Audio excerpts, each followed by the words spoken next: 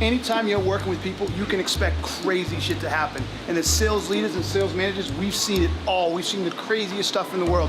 So we wanted to find out what are the craziest stories sales managers and sales leaders have. So we came to Chicago to the AA-ISP Leadership Summit to find that exact answer. What are the craziest things sales leaders have ever seen?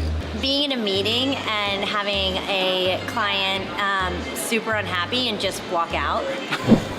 Leaving us hanging. I was involved in a sale where we were giving a software demo to a group of 20 people, okay? And we put together a schedule, an agenda, we handed it out. We had a game plan. You're gonna do this, I'm gonna do this, you're gonna do this. The thing started and it was mayhem.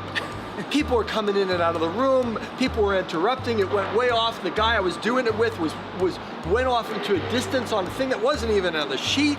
We just completely lost, and I felt bad about that. Obviously we didn't win the deal. Part of that was we didn't prepare properly for a group sales environment, and that's really tricky. More tricky than just one-on-one, and we just blew it.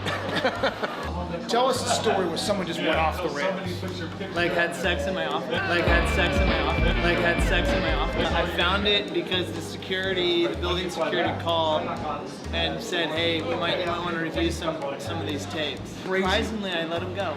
I cold called this guy, it was when I was SDR, and I was like, hey, da-da-da, and he was just like, you know, who are you? Like, why are you calling me? And I was like, well, this is where I'm from, this is what the value I'm trying to provide. And he was like, I don't want to talk to you. And I was like, all right, look, like, pull out a stopwatch, clock me for 30 seconds. If I don't provide value, you can hang up on me and I'll never call you again, but if I provide you value, you have to take the meeting. And he was like, okay. And then I did it in 30 seconds, like under 30 seconds, he was like, all right, what time do you want to do it? There was a time I had an SDR who was just naturally gifted, let his skill set run everything for him, and just got belittled on the phone. Like, had a prospect just light him up. Every F word you could possibly imagine, every other name you could possibly imagine in a book, and just crushed it. And pulled him back out, and he's like, all right, what's up? He's like, I just got destroyed on the phone.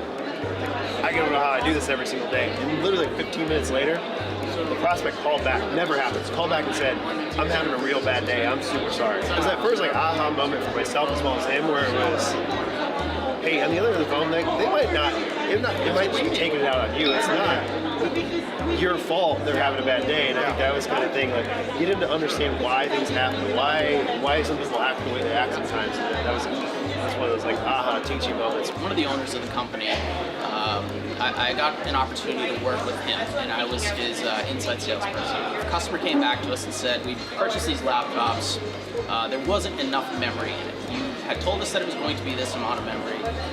There's now not. Me being a young guy, I came down to him and said, I have this great idea. I found this third-party memory. It's not the name brand stuff that we had promised them, but here, I found this, it's like a quarter of the price, we can do this.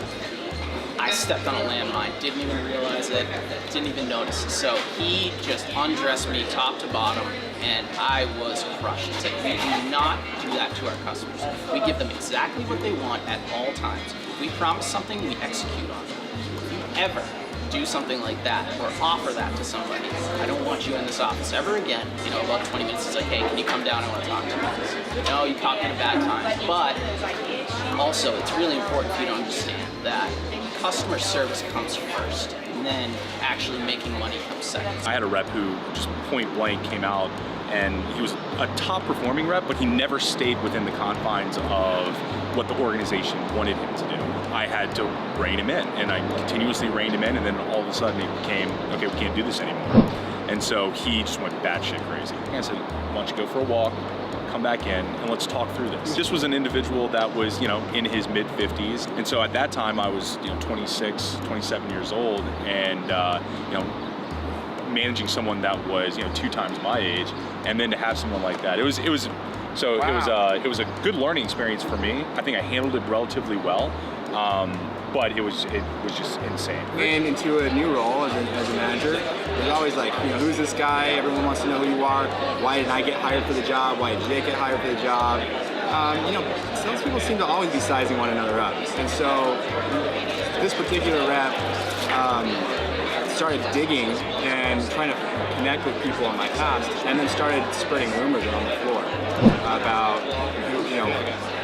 stuff that they felt like was relevant. I interviewed somebody.